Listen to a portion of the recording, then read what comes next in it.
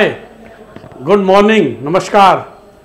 मेरा नाम है विवेक गुप्ता और आज हम बात करेंगे गुरु गोबिंद सिंह इंद्रप्रस्थ यूनिवर्सिटी, जिसको हम शॉर्ट फॉर्म में इंद्रप्रस्थ यूनिवर्सिटी या IPU बोलते हैं, उसका एडमिशन प्रोसेस 2021 के बारे में, कि वो सभी स्टूडेंट्स जो अभी क्लास 12th पास करने वाले हैं या लास्ट ईयर भी कर लिया हो, तो वो कैसे एडमिशन ले सकते हैं वेरियस UG प्रोग्राम्स में जो इंद्रप्रस्थ यूनिवर्सिटी के अंडर आते हैं। तो सबसे जो हम क्या क्या चीज़ें कवर करेंगे, हम कवर करेंगे कौन कौन एलिजिबल हैं एडमिशन्स लेने के लिए इंद्रप्रस्थ यूनिवर्सिटी में, एंट्रेंस एग्ज़ाम्स कौन कौन से होते हैं, जब आप स्पेशली IP यूनिवर्सिटी के फॉर्म को भरेंगे और एडमिशन लेंगे, आप बार बार एक शब्द सुनेंगे कि दिल्ली रीजन कैंडिडेट और outside Delhi region candidate. Mark कीजिएगा, मैंने नहीं बोला दिल्ली डोमिसाइल, तो दिल्ली रीजन कैंडिडेट। ये क्यों बोला, ये बाद में एक्सप्लेन किया जाएगा। और फिर मैनेजमेंट कोटा IP के अंदर क्या होता है, वैसे हमने दूसरे वीडियोस में कवर किया, फिर भी क्विकली बता दूं। इंद्रप्रस्थ यूनिवर्सिटी एक गवर्नमेंट यूनिवर्सिटी है जिसका मेन कैंपस द्वारका, एक शहर, एक जगह है दिल्ली में। आप गुजरात वाले द्वारका से कंपेयर मत कीजिएगा, लेकिन एक यूनिवर्सिटी कैंपस है जिसमें भी कुछ प्रोग्राम्स रन किए जाते हैं डायरेक्टली बाय यूनिवर्सिटी। लेकिन फिर IP यूनिवर्सिटी के अंदर बहुत सारे कॉलेजेस हैं। ये कॉलेजेस प्राइवेट मैनेजमेंट रन करती हैं, but they all are under IP university. तो चलते वो यूनिवर्सिटी की तरह हैं, जैसे कि दिल्ली यूनिवर्सिटी, तो Shri Ram college of commerce, Hindu college, Hansraj college, ये सब भी तो कॉलेज ही है ना, जो दिल्ली यूनिवर्सिटी के अंडर चलते हैं। सिमिलरली हमारे पास वेरियस कॉलेजेस हैं जो वेरियस प्रोग्राम्स पढ़ाते हैं और अंडर IP यूनिवर्सिटी चलते हैं, जिनके बारे में हम दूसरे वीडियोस में डिस्कस करेंगे। सबसे कॉमन प्रोग्राम्स की बात करते हैं, BBA, bachelors of business administration. उसके अंदर भी फिर उसके दो छोटे भाई भी आते हैं, BBA in insurance and banking and BBA in computer aided management. So 3 different course हो जाते हैं। BCA, bachelors of journalism and mass communication, जैसे हम शॉर्ट फॉर्म में BGMC बोलते हैं। और बहुत 2-3 साल पहले ही IP यूनिवर्सिटी के अंडर प्रोग्राम आए, जिसे कि हम एक नॉर्मल ग्रेजुएशन प्रोग्राम्स बोलते हैं, BCom honours, BA economics honours, English honours, और इसके अलावा BA LLB और BBA LLB जो फेमस प्रोग्राम्स हैं वो भी चलते हैं। 5 साल का जो इंटीग्रेटेड प्रोग्राम होता है। और इन सब के लिए जो बेसिक एलिजिबिलिटी है वो है कि आपके क्लास 12th में 50% एग्रीगेट होना चाहिए उसके ऊपर, तभी आप इन प्रोग्राम्स में एडमिशन के लिए फंडामेंटली एलिजिबल हैं। फिर IP बहुत फेमस है BTech कोर्सेज़ के लिए, लेकिन BTech में आपको 50 नहीं 55% मार्क्स चाहिए होते हैं। और सिमिलरली आर्किटेक्ट का कोर्स यहाँ पर होता है, और आर्किटेक्ट के लिए भी आपको 50% एग्रीगेट चाहिए PCM में, और 50% टोटल भी चाहिए। ये एक बेसिक एलिजिबिलिटी हो गई, तभी आप इंद्रप्रस्थ यूनिवर्सिटी के किसी भी कॉलेज, किसी भी प्रोग्राम के लिए एलिजिबल हैं as per this programme list. अब बात करते हैं एंट्रेंस एग्जाम्स की। तो सबसे मशहूर, जो सबसे बड़ा था, BTech जो मैंने कहा, उसका पहले एक एंट्रेंस एग्ज़ाम हुआ करता था, लेकिन गए वर्षों से वो एंट्रेंस एग्ज़ाम सब बंद हो गए हैं। और BTech का एडमिशन इंद्रप्रस्थ यूनिवर्सिटी में होता है JEE मेंस के स्कोर पर। तो अगर आप JEE मेंस में बैठ रहे हैं तो उस स्कोर पर ही आपका इंद्रप्रस्थ यूनिवर्सिटी के BTech में एडमिशन होगा। सिमिलरली CLAT, जो कि फेमस एंट्रेंस टेस्ट है लॉ के लिए, जितने भी LLB प्रोग्राम हैं कॉलेजेस में IP के अंडर, चाहे वो BA LLB हो चाहे BBA LLB हो, वो CLAT के स्कोर को एक्सेप्ट करता है। और फेमस MBBS, आपको पता ही होगा कि 3 कॉलेजेस, वैसे तो 5 कॉलेज IP यूनिवर्सिटी के अंडर आते हैं, लेकिन 3 कॉलेज जिसकी काउंसलिंग IP करवाती है, अंबेडकर, NDMC और आर्मी मेडिकल कॉलेज। इनका लिए भी कोई अलग से पेपर नहीं है, वो आप नीट के थ्रू लेते हैं। तो इनके अलावा आप पेपर में बैठेंगे तो बाकी सब जितने प्रोग्राम बच गए उन सब का एक कॉमन एंट्रेंस टेस्ट होता है, जिसको आप CET वर्ड सुनेंगे, और हर एक का अलग पेपर होता है। तो ये मत सोचिए कि आपने एक पेपर ले लिया तो सबके लिए एलिजिबल हो गए आप। सो BBA का अलग होगा, BCom ऑनर्स का अलग होगा, इंग्लिश ऑनर्स का अलग होगा, और डिफरेंट जितने कोर्सेज आप देखेंगे सबका एंट्रेंस टेस्ट अलग होगा। अब बात करते हैं दिल्ली रीजन किसको हम डिफाइन करते हैं। तो बहुत सिंपल इसका वो है, दिल्ली में कोई डोमिसाइल नहीं होता है, तो आप हिंदुस्तान के किसी भी प्रांत में, राज्य में पले हुए, बड़े हुए, पैदा हुए, अगर आपने क्लास 11-12 दिल्ली के किसी भी स्कूल से कर ली, जिस स्कूल का एड्रेस दिल्ली में है, एनसीटी दिल्ली के अंदर वो आता है, उस स्कूल के जो एफिलिएशन है वो दिल्ली के साथ है, तो आप दिल्ली रीजन के हो गए।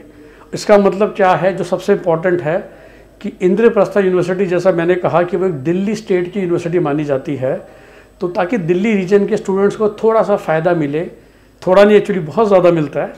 85% सीटें हर एक प्रोग्राम में रिजर्व्ड हैं दिल्ली रीजन के बच्चों के लिए, तो बड़ा इम्पॉर्टेंट ये रोल प्ले करता है। और इसलिए हम देखते हैं काफ़ी जो ये दिल्ली के आसपास के बच्चे हैं ना, हरियाणा, यूपी, राजस्थान, स्पेशल दिल्ली से 50 से 100 किलोमीटर की रेडियस में लोग रहते हैं, वो दिल्ली आके स्कूलिंग कर लेते हैं 11-12 में, just to get this additional advantage of this reservation.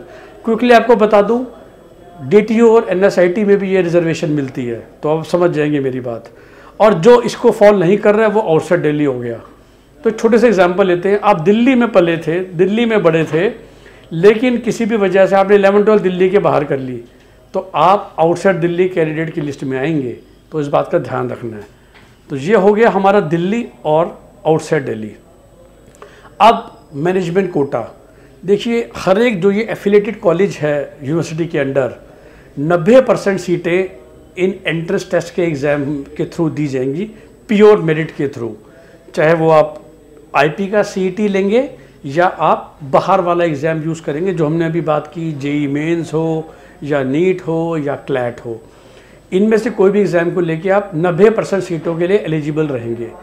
10% और इन 90% के अंदर फिर of course there are category reservations, लेकिन मोस्ट ऑफ द कॉलेजेस में 10% मैनेजमेंट सीट्स हैं, और ये सीट्स हर प्रोग्राम में अलग अलग दी जाती हैं। तो लेट्स से अगर एक कॉलेज में 6 बीटेक के 6 ब्रांचेस चल रही हैं, और लेट्स से बीटेक आईटी में 100 सीटें हैं, तो 10 सीटें हो जाएंगी मैनेजमेंट कोटा में।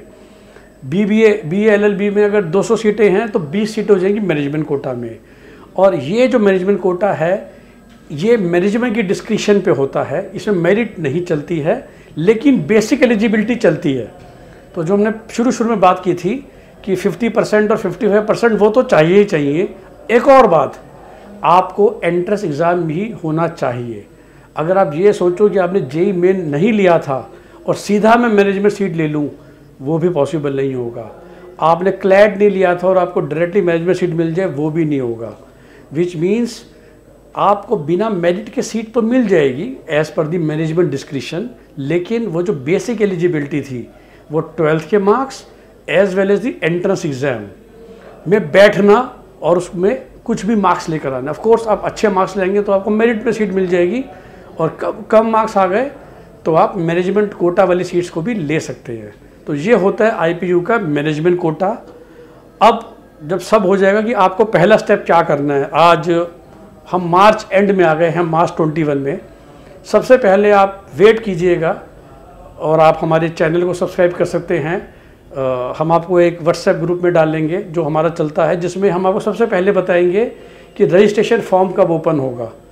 तो बहुत जल्दी ही इंद्रप्रस्थ यूनिवर्सिटी अपना रजिस्ट्रेशन फॉर्म लॉन्च करती है।